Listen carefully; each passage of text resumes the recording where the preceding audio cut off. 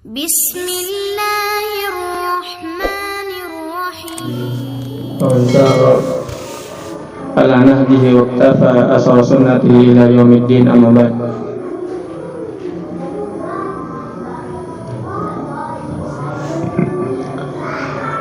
Saudaraku, semoga Allah Subhanahu wa ta'ala membimbing kita semua untuk melaksanakan ibadah-ibadah, baik itu amalan-amalan wajib maupun amalan-amalan sunnah. Dan semoga Allah Subhanahu wa ta'ala membimbing kita untuk meninggalkan perkara-perkara yang Allah Subhanahu wa ta'ala larang dan Allah Subhanahu wa ta'ala makruhkan. Kita tahu bahwa di antara salah satu amalan di bulan Ramadan adalah membaca Al-Quran. Dan ketika kita membaca Al-Quran, adalah adab yang paling utama adalah ikhlas. Ikhlas membaca Al-Quran karena Allah Subhanahu wa ta'ala. Namun, apakah boleh kita membaca Al-Quran dengan niat-niat yang lain?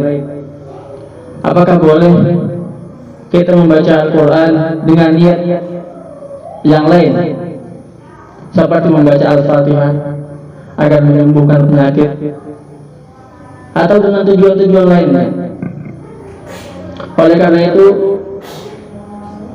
dalam pertemuan kali ini kita akan membahas apa sajakah niat-niat atau apa sajakah tujuan-tujuan yang diperbolehkan oleh Rasulullah SAW dan yang diperbolehkan oleh Allah Subhanahu wa ta'ala dan dibolehkan oleh Rasulullah SAW tatkala kita membaca Al-Quran. Karena niat kita dalam membaca Al-Quran bermacam-macam, dan itu dibolehkan sesuai dengan niat yang sudah dituntunkan, dengan syarat sudah dituntunkan oleh Rasulullah SAW. Di antara niat yang pertama adalah niat untuk mendapatkan hidayah. Jadi kita berniat ketika membaca Al-Quran, kita berniat agar Allah Subhanahu wa ta'ala memberikan hidayah kepada kita. Karena dengan membaca Al-Quran kita berharap iman kita nambah, atau keyakinan kita lebih teguh. Niat ini boleh.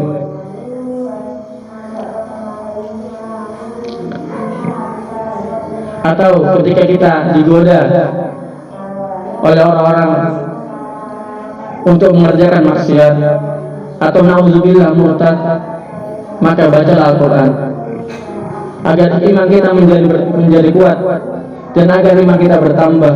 Karena Al-Quran adalah hidayah, sebagaimana firman Allah Subhanahu wa ta'ala, syahrul Ramadan allazi unzila fihi al-Quran hudan linnas.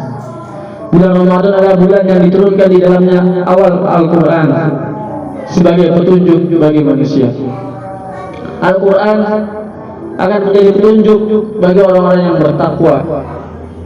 Dan di bulan Ramadan ini pula kita adalah orang-orang yang sedang membangun jalan menuju ketakwaan tersebut. Allah menjelaskan di dalam Al-Quran, "Dzalikal kitabu la raiba fihi hudal lil muttaqin." Kitab Al-Quran tidak ada keraguan di dalamnya, dan dia adalah petunjuk bagi orang-orang yang bertakwa. Dalam ayat yang lain kita mendapatkan bahwasannya seberapa tingginya kekhusyuan kita dalam membaca Al-Quran, maka sebesar itu pula hidayah Allah akan mendatangi kita. Maka sebesar itu pula hidayah yang kita dapatkan. Sebagaimana Allah berfirman, "Yahdi bihillahu man ittaba'a ridwanah."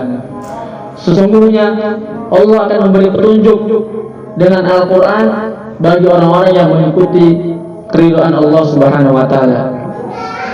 Allah akan menunjukkan kejelasan, Allah akan menunjukkan keselamatan. Barang siapa yang mentadabburi Al-Quran untuk mendapatkan hidayah, untuk mendapatkan petunjuk dari Allah Subhanahu wa ta'ala, maka Allah akan menunjukinya kepada jalan kebenaran. Jadi agar hidup ini, agar kita menjalani hidup ini dengan jalan yang lurus, maka sering-seringlah kita membaca Al-Quran. Niatkanlah ketika membaca Al-Quran. Niatkanlah ketika kita membaca Al-Quran untuk ikhlas kepada Allah Subhanahu wa Ta'ala, dan jangan lupa ketika kita baca Al-Quran untuk niatkan diri kita agar kita mendapatkan hidayah dari Al-Quran tersebut. Dan niat yang kedua adalah niat untuk mendapatkan rahmat dan kasih sayang Allah Subhanahu wa Ta'ala. Karena rahmat dan kasih sayang Allah itu sangat terikat dengan kitab Allah Subhanahu wa Ta'ala tersebut. Allah berfirman, tanzilum minar rahmanir rahim.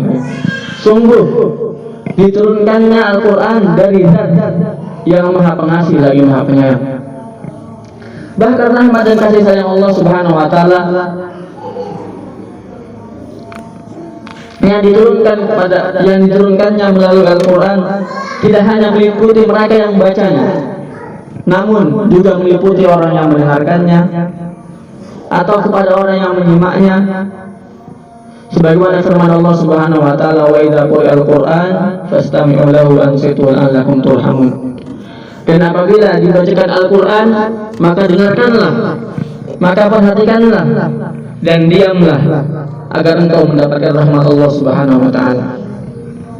Oleh karena itu, di waktu luang kita, di waktu kosong kita, mari kita bisa mendengarkan Al-Quran, menikmati suara indah para qari, menyelami makna-makna yang terkandung di dalam Al-Quran.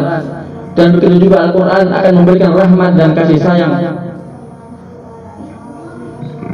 Allah akan memberikan rahmat dan kasih sayangnya tidak hanya kepada orang yang membaca Al-Quran, tidak hanya kepada orang yang menyimak Al-Quran, tidak hanya kepada orang yang mendengarkan Al-Quran.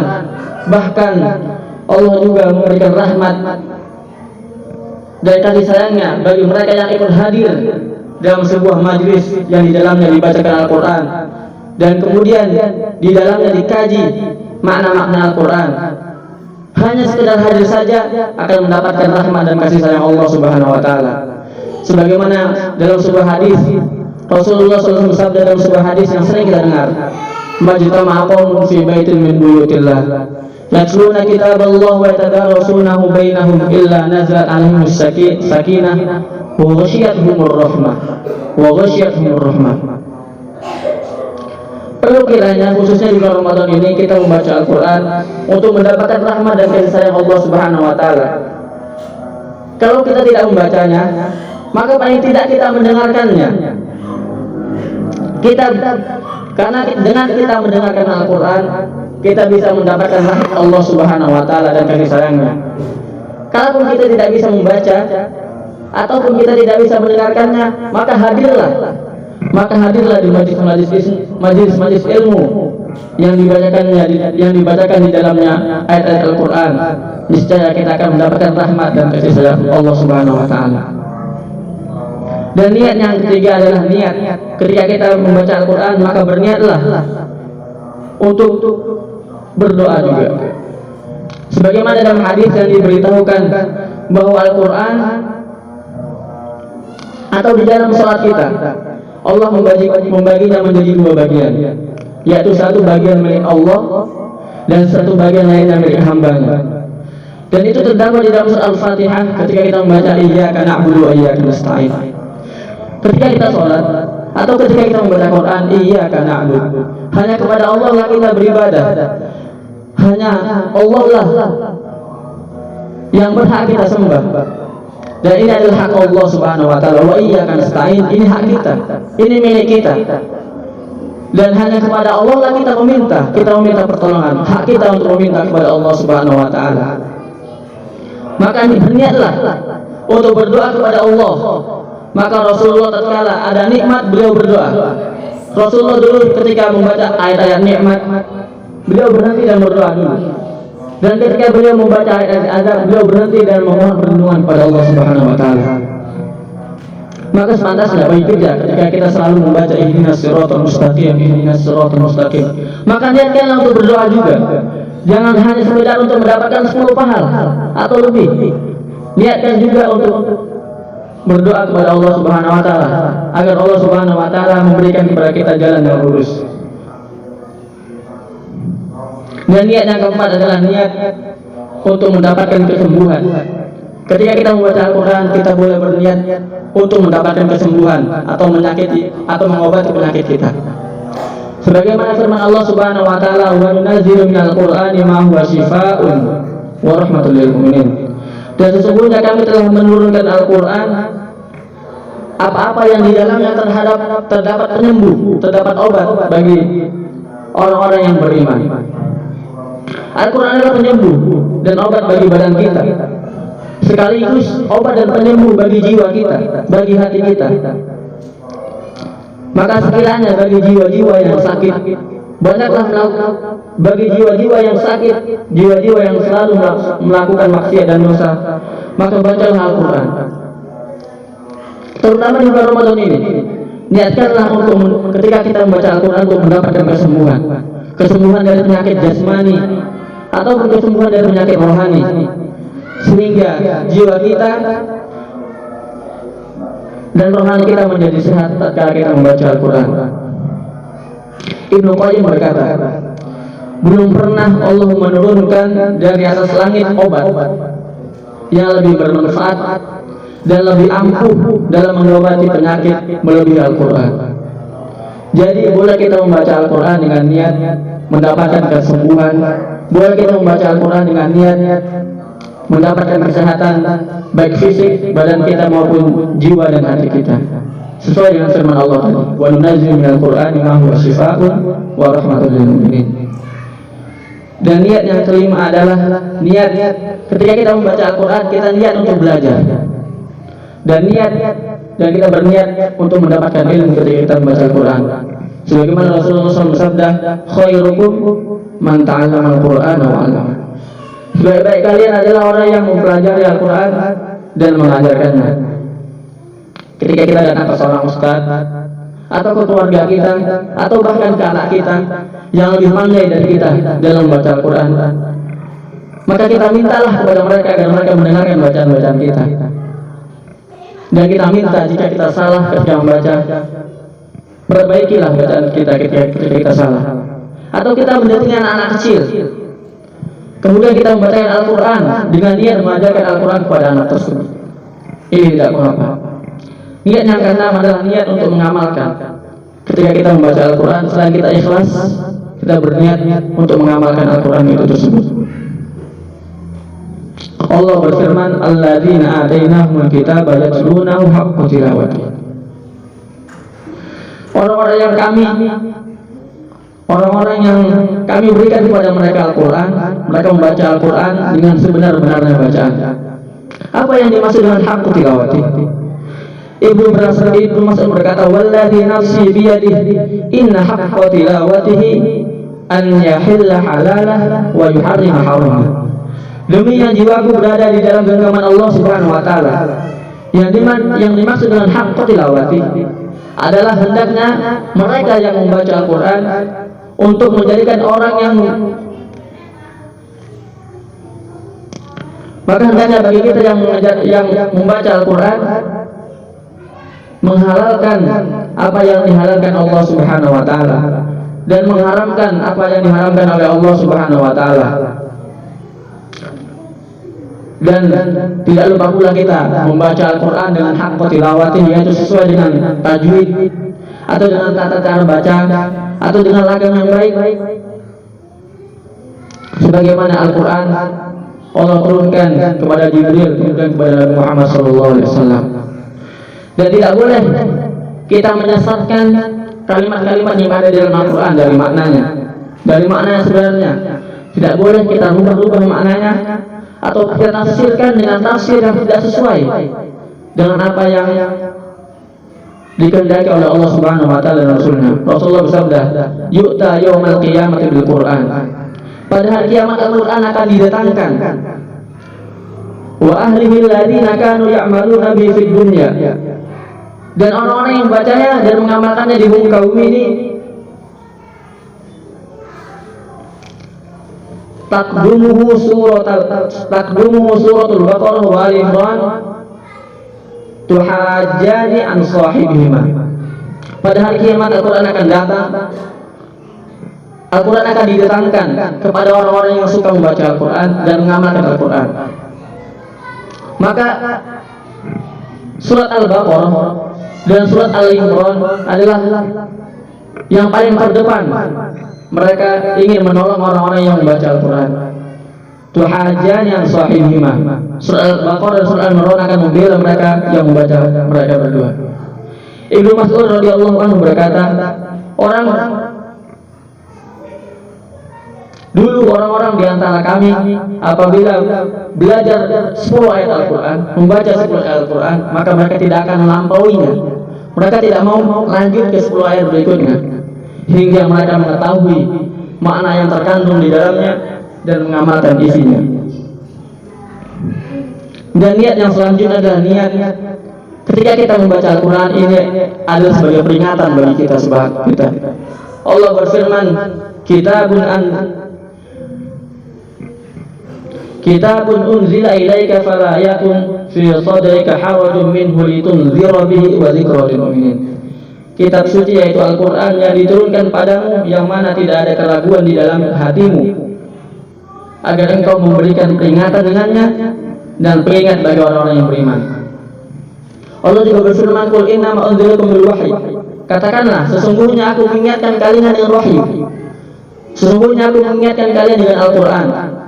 Ibnu Katsir berkata, Allah berfirman, walaqad yassarna al-Qur'ana lidzikri fahal min mudzakir. Dan sungguh kami telah memudahkan Al-Quran untuk diingat. Apakah ada yang ingin mengingatnya? Artinya, kata Ibnu Katsir, Allah mudahkan lafaznya, Allah mudahkan maknanya bagi siapa saja yang ingin mendapatkan peringatan dan pesan darinya. Zikir dalam ayat ini meliputi segala hal yang bisa membantu kita untuk mengamalkan isi-isi Al-Quran, baik yang mengamalkan yang halal, menjauhi yang haram, baik mengamalkan hukum-hukum yang berkenaan dengan amar ma'ruf nahi munkar. Baik dengan kita membaca Al-Quran, kita akan mengetahui janji-janji Allah, pahala-pahala atau ancaman dan siksa Allah Subhanahu wa taala. Dan niat yang ke-8 adalah niat untuk berdakwah. Mari ketika kita membaca Al-Quran, kita niatkan juga untuk berdakwah. Allah berfirman, wa in ahadun minal musyrikin istajaraka fa'ajirhu hatta yasma' kalam Allah tsumma ablighu ma'manah. Dzalika bi'annahum la ya'lamun. Dan jika ada seorang musyrik yang meminta keamanan, meminta perlindungan kepadamu, maka lindungilah dia. Jika ada seorang kafir yang ingin meminta perlindungan, maka lindungilah dia. Supaya apa?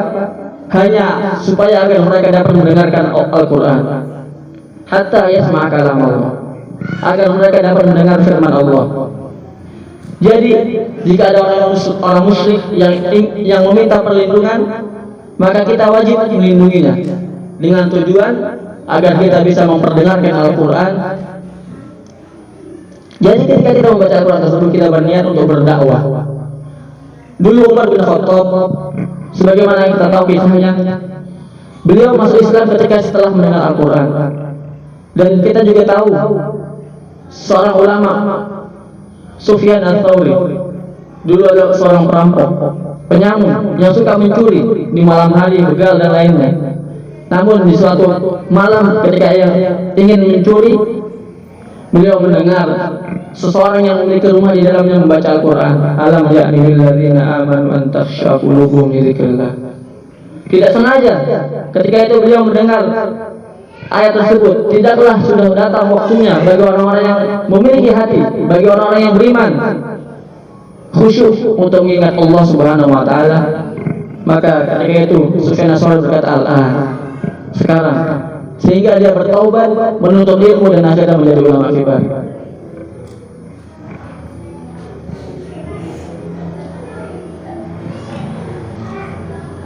Maka sepatutnya bagi kita selain kita membaca Al-Quran, untuk mendapat ikhlas karena Allah, kita membaca Al-Quran dengan niat berdakwah juga. Dan niat yang selanjutnya adalah niat untuk mendapatkan pahala dan keutamaan ketika kita membaca Al-Quran. Rasulullah bersabda, man qara'a harfan min kitabillah falahu ajrun wal ajru bi asyri amsalihha. Sesungguhnya Nabi telah berkata, sesungguhnya orang yang membaca setiap huruf dari Al-Quran akan mendapatkan satu kebaikan, dan satu kebaikan tersebut akan dilipat gandakan menjadi 10 kebaikan.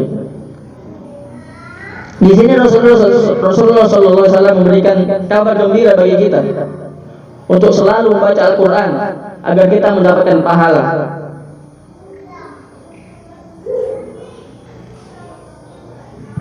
Dan yang selanjutnya adalah niat untuk mendapatkan derajat yang tinggi. Umar bin Khattab radhiyallahu anhu berkata, "Ama inna nabiyukum qad qala, inna Allah yarfa'u bihadzal kitabi aqwaman wa yadh'u bihi akharin." Umar berkata, sesungguhnya Nabi Muhammad SAW telah berkata, sesungguhnya Allah akan mengangkat dengan Al-Quran ini suatu kaum, dan akan merendahkan dengan Al-Quran ini kaum yang lainnya. Mereka yang ditinggikan derajatnya adalah mereka yang membaca Al-Quran. Maka bacalah Al-Quran dengan niat agar kita mendapatkan derajat yang tinggi di sisi Allah Subhanahu wa taala. Rasulullah SAW juga bersabda, yuqalu li sahibil Quran, akan dikatakan pada orang-orang yang membaca Al-Quran di hari kiamat kelak, iqra, bacalah, wartaqi, dan naiklah, fa inna, karena sesungguhnya derajat engkau adalah fi akhir ayatin taqra'uha, di batas akhir kita membaca Al-Quran. Makin banyak kita membaca Al-Quran, maka makin tinggi insyaallah derajat kita di surga. Dan yang ke-11 adalah kita berniat dengan membaca Al-Quran kita mendapatkan syafaat. Karena Rasulullah SAW bersabda, Iqra al-Quran fa innahu ya'ti yaumil qiyamah syafi'an li ashabihi. Baca Al-Quran karena dia akan datang pada hari kiamat sebagai pemberi syafaat bagi orang-orang yang membacanya. Dan niat yang kedua adalah niat ketika kita membaca Quran, kita dikaruniai dikumpulkan bersama para malaikat. Sebagaimana firman Allah, sabda Rasulullah SAW, al-mahir bil Quran ma'as safaratil kiramil barara. Orang yang pandai bersama Al-Quran akan dikumpulkan bersama para malaikat. Jadi jika kita ingin berkumpul bersama malaikat, maka baca Al-Quran dengan bacaan yang benar. Sebagaimana Rasulullah juga bersabda, wa hafathumul malaikat. Ketika kita duduk di sebuah kajian yang di dalam terdapat dibacakan ayat Quran, wa hafathumul malaikat. Malaikat akan menaungi kita. Kita akan bersama para malaikat ketika itu. Maka jika kita ingin berkumpul di masjid untuk membaca Al-Quran sehingga kita dinaungi oleh malaikat. Dan niat yang berikut adalah niat untuk mendapatkan ketenangan ketika kita membaca Al-Quran. Jadi kita lagi sedih, lagi galau, mari kita ambil Al-Quran, kita baca dengan niat agar kita mendapatkan sakinah, dengan niat agar kita mendapatkan ketenangan. Bara bin Azib radhiyallahu anhu berkata, ada seorang laki-laki yang membaca surah Al-Kahfi, dan di sisinya ada seekor kuda yang sedang diikat. Lalu kemudian tatkala seorang laki tersebut membaca Al-Kahfi, ada awan yang berputar-putar di atasnya, sehingga kuda itu pun khawatir dan berusaha untuk meluruskan diri. Ketika datang waktu subuh, sahabat tersebut datang kepada Nabi SAW dan menceritakan apa yang terjadi. Maka Rasulullah SAW berkata, itu adalah ketenangan dari Allah yang Allah turunkan bersama Al-Quran. Dan selanjutnya adalah ketika kita membaca Al-Quran, niatkanlah untuk mendapatkan keberkahan. Al-Quran itu penuh berkah. Kalau hidup kita ingin berkah, maka bacalah Al-Quran. Kalau kita berdagang dan ingin dagangan kita berkah, bacalah Al-Quran. Kalau kita ingin anak dan keturunan kita berkah, bacalah Al-Quran. Ketika kita punya uang sedikit namun merasa cukup, itulah keberkahan. Itulah keberkahan namanya. Anak-anak kita menjadi anak-anak yang soleh atau solihah, atau mudah kita mengaturnya,